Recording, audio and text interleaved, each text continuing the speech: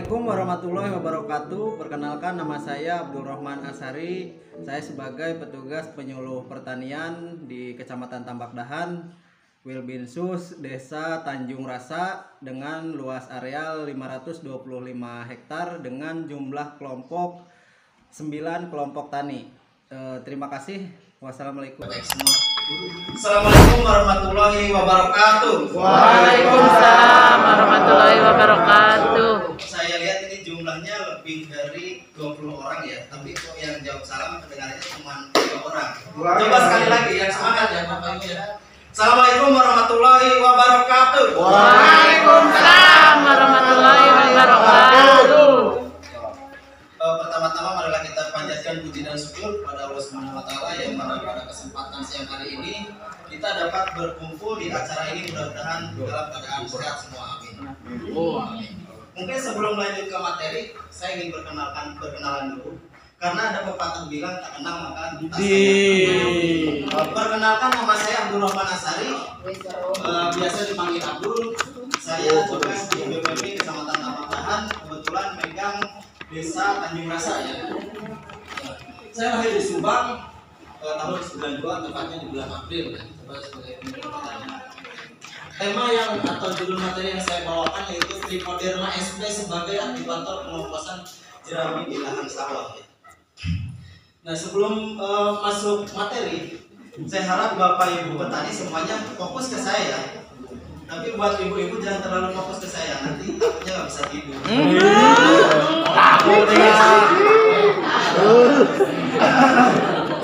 Bercanda ya. Nah, kenapa mengambil tema tentang kompos jerami? Yang pertama yaitu dampak negatif penggunaan pupuk buatan atau kimia oleh petani itu semakin terasa saat ini ya, kondisi saat ini semakin terasa. Salah satunya apa? Ketergantungan terhadap pupuk kimia. Jadi Bapak Ibu petani itu kondisi saat ini sudah menjadikan pupuk kimia itu bukan lagi sebagai pupuk alternatif, tapi sebagai pupuk utama. Contohnya apa? Kalau misalkan ketika sekarang itu urea NPK itu sangat sulit, bahkan Bapak Ibu sering datang ke kantor, bahkan sampai demo ya, karena tidak mendapatkan pupuk kimia. Nah, terus kebutuhan pupuk kimia dari tahun ke tahun itu justru semakin meningkat. Kenapa? Karena dari tahun ke tahun Bapak Ibu hanya menggunakan pupuk kimia itu hanya memupuk tanamannya saja, tidak pernah memupuk tanahnya, sehingga yang terjadi apa? Unsur hara yang di tanah itu habis terkuras. Nah, sedangkan Bapak Ibu produksinya ingin meningkat.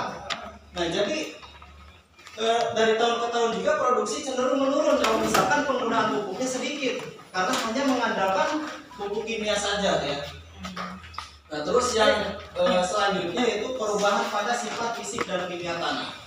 Nah, contohnya seperti gambar di sini. Kalau misalkan tanah sawah kita kekeringan, nah itu sawahnya terlihat seperti itu, retak ya, retaknya bahkan belah-belah. Jadi ketika tidak ada air berarti kekeringan, jadi sawah tidak bisa menyerap air. Tapi kalau misalkan tanah yang gembur, tanah yang bagus itu tidak seperti ini ya, Bapak Ibu.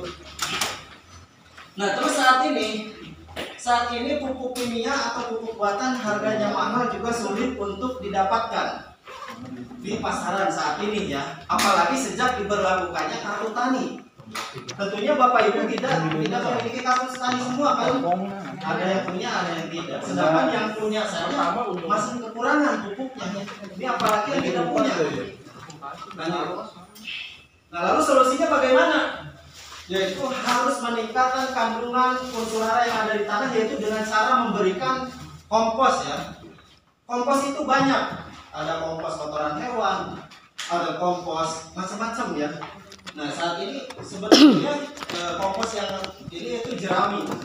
Kenapa saya mengambil jerami? Karena jerami saat ini sangat melimpah sekali di sekitar Bapak Ibu. Jadi tidak usah susah mencari ya. Tidak usah susah mencari pupuk. Nah, sedangkan pada kondisi saat ini jerami justru tidak dimanfaatkan, malah lebih banyak dibakar. Betul nggak Bapak Ibu? Jadi dibakar. Kenapa harus dibakar? Pembakaran jerami itu sangat merugikan. Merugikan buat alam, buat Bapak Ibu tani sendiri, dan juga merugikan untuk orang-orang sekitar. Kenapa? Apalagi di daerah saya. Ketika panen raya terjadi, itu pembakaran jerami berbarengan di mana-mana. Itu terlihat asap yang tebal, kabut sekali. Itu akan mengganggu pernapasan orang-orang sekitar kan? Tentunya tidak ingin kan? Nah, jadi saya harap jeraminya jangan dibakar. Jadi harus dimanfaatkan, yaitu dengan dibuat kompos. 5 menit.